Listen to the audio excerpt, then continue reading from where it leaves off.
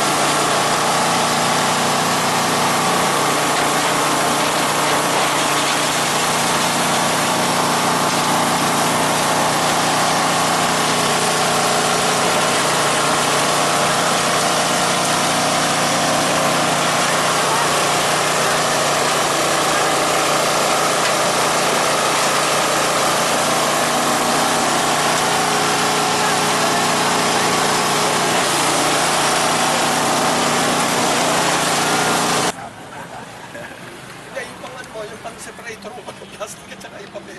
Yung susunod na pag-uusapan namin yan. Eh, wala pala kayong number sa kanila. Wala kayong number sa akin eh. Kaya mo.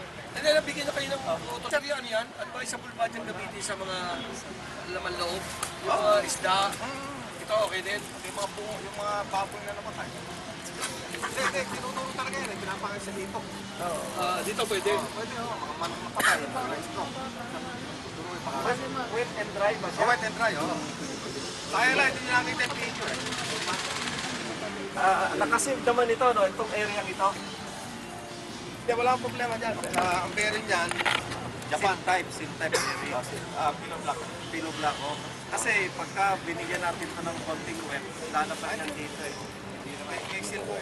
Ayan. Eh, yung mga parts dyan, sir. Ay, ito na. Sir, season na sir. Dito lang. Ito, ang fuel consumption rate. Underrated pa nga yung mga parang sa 10 horsepower lang. Ang lihabi na, 2.2 litro. Pero nagigiling niya, palaman po, nagigiling. 1,620 Kilogram. 1.6 ton. Per hour? Per hour? Per hour, oh. Per hour. Maski na bumbuko, sa kano dito, 1.6. maski na bumbuko, nagigiling niya.